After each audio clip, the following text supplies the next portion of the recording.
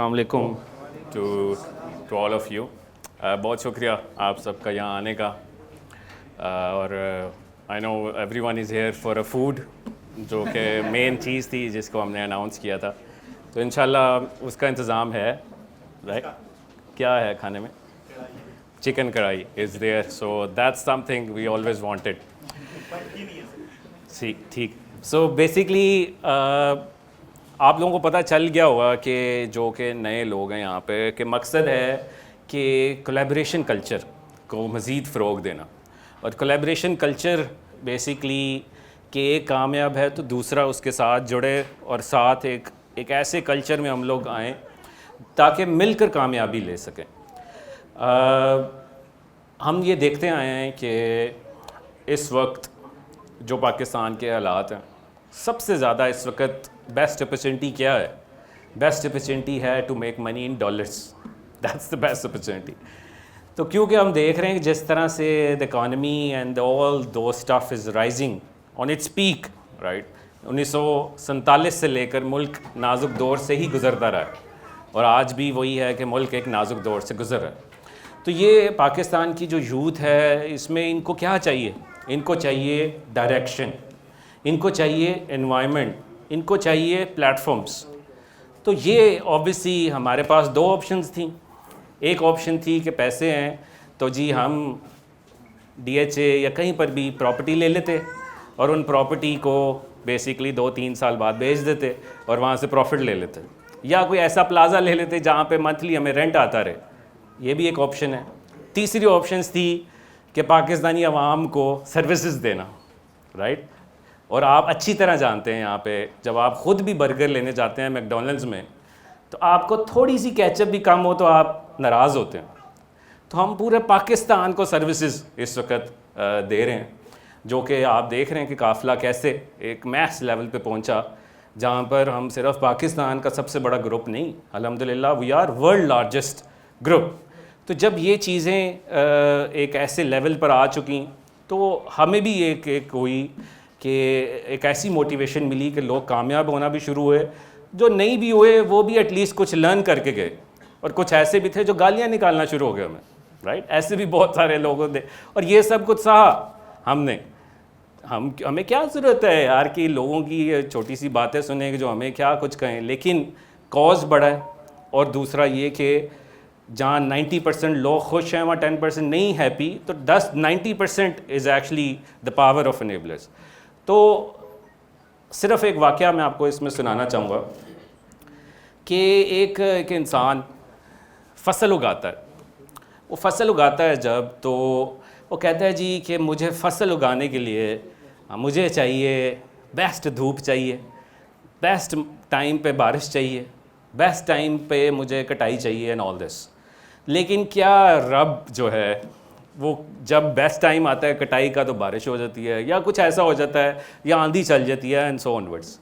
तो मेरे बस में हो तो मैं चाहूँ तो मैं तो बेस्ट टाइम पे सारा कुछ करूँ।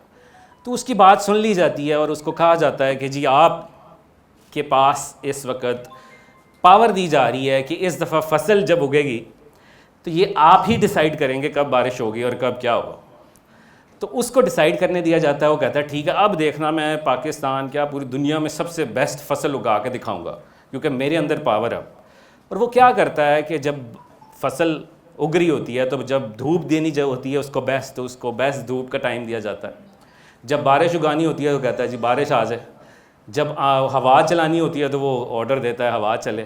तो उसमें वो फसल उगाने में कोई कसर नहीं छोड़ता कि 100% हर चीज़ उसको मिले, कि A to Z ऐसी चीज़ मिले कि बेस्ट फसल उग सके, ऐसा इन्वायरमेंट जो है उसके लिए क्रिएट कर सके। जब फसल कटती है आखिर में, तो फिर लोग उस फसल को यूज़ करते हैं और खाते हैं। जब खाते हैं तो उसका टेस्ट ही नहीं आता। वो कहता है यार ये क्या है, मैंने तो इसको बेस्ट धूप दी, मैंने तो इसको बेस्ट हवा दी, मैंने तो इसको बेस्ट एनवायरनमेंट दे दिया, ये फिर भी लोगों को पसंद नहीं आई।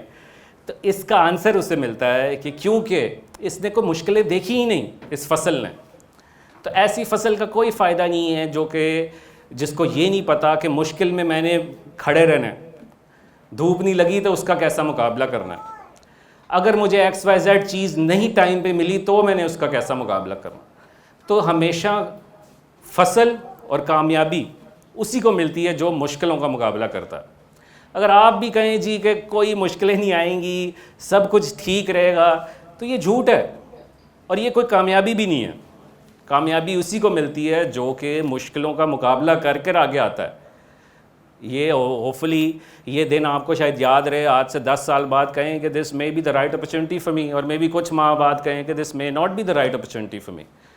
तो एक विजन सेट कीजिए कि आज से 5 साल बाद मैं कहूँगा, 4 साल डिग्रियाँ भी की हैं, अच्छी गाड़ी चलाने का मज़ा 25 साल में आता है कि 70 साल में आता है, राइट? तो अगर आप 25 के हैं, 30 के हैं, 35 के हैं, ये 40 के भी हैं, राइट, या 45 के भी हैं, तो 47 के भी हैं सही। तो मकसद यह है कि ऑब्वियसली चीज़ों में हम नहीं कहते चीज़ें होंगी तो खुशी है, पैसा है तो खुशी है, एक सेटिस्फेक्शन लेवल भी बड़ा इंपॉर्टेंट है कि मैंने अपनी ज़िंदगी में ट्राई की, मैंने अपनी ज़िंदगी में कुछ करने की सोची, और मैंने अपनी ज़िंदगी में लोगों को साथ लेने की कोशिश भी की।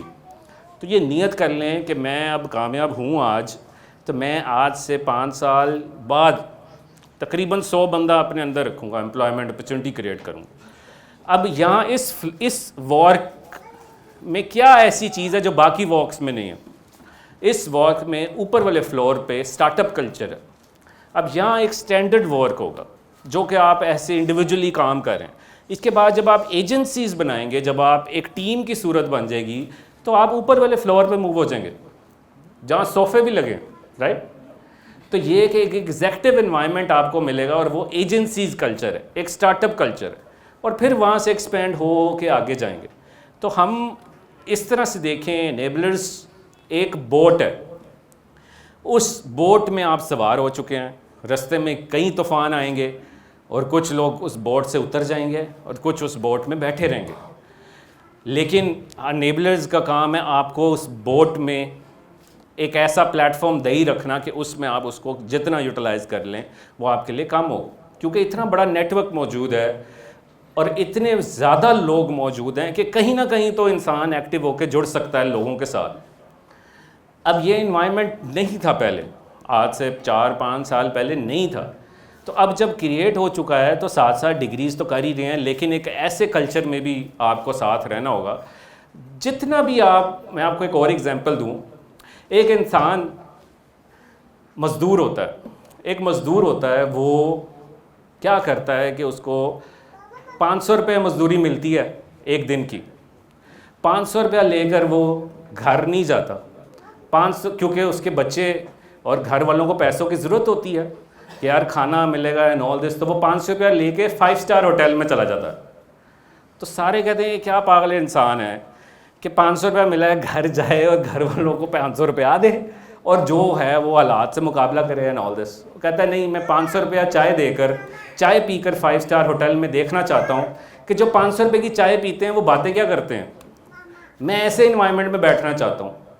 तो जिस इन्वायरमेंट में आप बैठेंगे वो साल बाद 2 साल बाद वैसा एटलीस्ट सोचना तो शुरू कर देंगे। आप बैठेंगे कहीं और XYZ जगह पर, तो वहाँ पर वैसे ही बन जाएंगे साल बाद, 6 महीने बाद। तो आपकी दोस्तियाँ, आपकी कंपनी, ये लोग होने चाहिए जो अब यहाँ पर मौजूद है, इनके साथ दोस्तियाँ करनी है। ये आपके आज से 2 साल के लिए दोस्त हैं, इनके साथ मिलें, बैठें, डिस्कशन करें। और सारी ज़िंदगी फ्रीलांसर नहीं बनना, सारी ज़िंदगी लोगों को इन्वेस्टमेंट लोगों की लेकर उनके साथ काम नहीं करना। गोल ये बनाएं कि 1 साल में किसी के लिए काम करूँगा और अब उसके बाद मैं एक छोटा सा एम्पायर खुद भी साथ साथ अपनी भी चीज़ें बिल्ड करूँगा, अपना भी स्टार्टअप बनाऊँगा, अपनी भी प्रोडक्ट बनाऊँगा, अपनी भी लॉन्च करूँगा या अपनी भी कुछ करूँगा। कि ना कि मैं सारी ज़िंदगी ये कहूँ जी कि क्लाइंट नहीं है, इन्वेस्टर नहीं है।